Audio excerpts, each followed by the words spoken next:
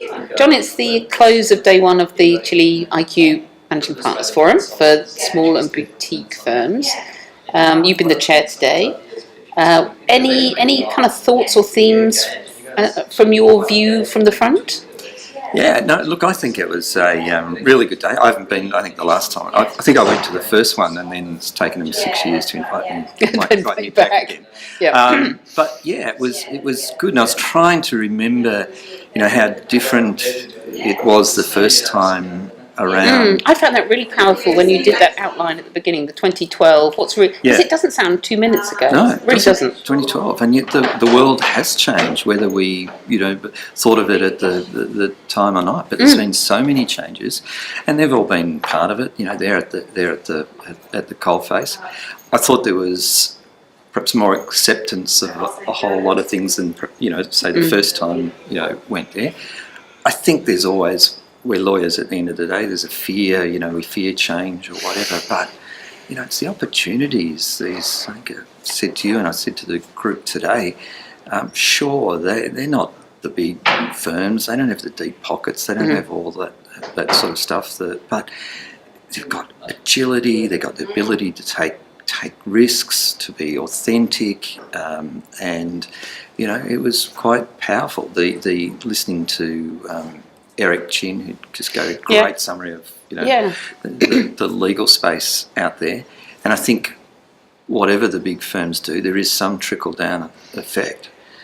But I think these firms should not try and replicate or what big law does. They should make their own mark in the world, and most of the work I do in the pricing sense, for instance, is with small, to medium-sized firms, and there's a whole lot of reasons for that. One, it gives them a competitive advantage. Two, let's be frank about it, they can make their own decisions. Maybe there's one or two, three at most. They don't have to go back and get consensus and compromise from 50 or 100 partners, and and in many respects they're dealing with the true economic buyer, the true consumer of. It's much more of a direct acquisition, I think. But the point that resonated really deeply with me that you made was about the personal aspect of it, that it is so direct, and there is that emotional piece of the fear and the self-esteem, and how do you work through that. And the theme of the conference was, competition is, a great motivator, and sure it is. But I think, as I said to them, that the competition we fight, most of us, is an internal, within ourselves. We've got that demon in our head saying, ooh, it mightn't work, or it's too risky, or we might lose money. And that's that's not what innovators and entrepreneurs, Paul, who was speaking before, they don't think like that. Profit comes from risk. Let's take a risk and see how it goes. What's the worst that can? But it's still counterintuitive for lawyers, I think. It cuts to the very. It's the animal. The animal has been trained in a certain way. Yeah. But I do think maybe what we're seeing in here, like the energy around this innovation section with Paul Hawkins that we've just seen, people weren't leaving the room at the end. No. Because they were deeply engaged in something actually really creative and interesting. And because they're in a setting where it is creative, and I come from background of big law firm, but we, even if we are creative in our personal lives or prepared to take risks and something like that, when we get into the what I call the big law environment, I mean, all that goes out the window. We've got to, compromise on things. We've got to work within, the structures, processes and hierarchies and political.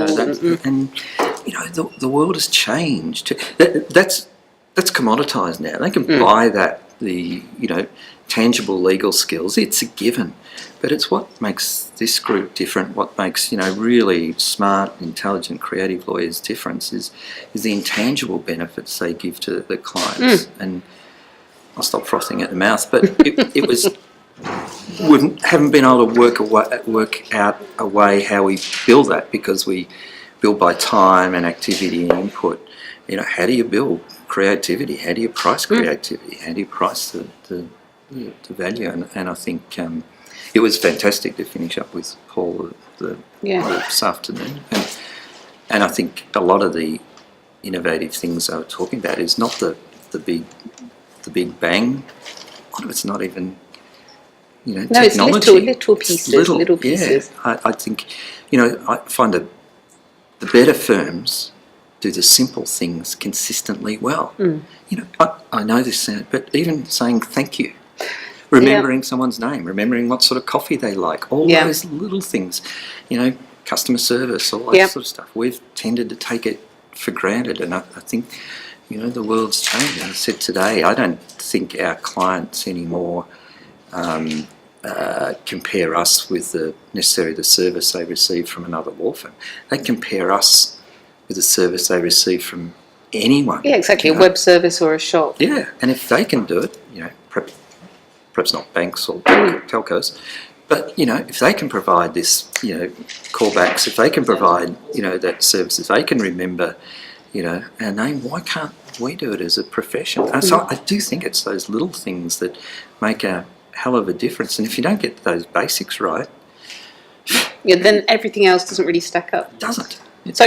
Good day, energetic, lots of fun. No, I think it was a good day, and there's some great presenters tomorrow, and I'm looking forward to just being a observer tomorrow rather than having to chair it or present. So, anyway, thanks, John. Thanks, Andrew.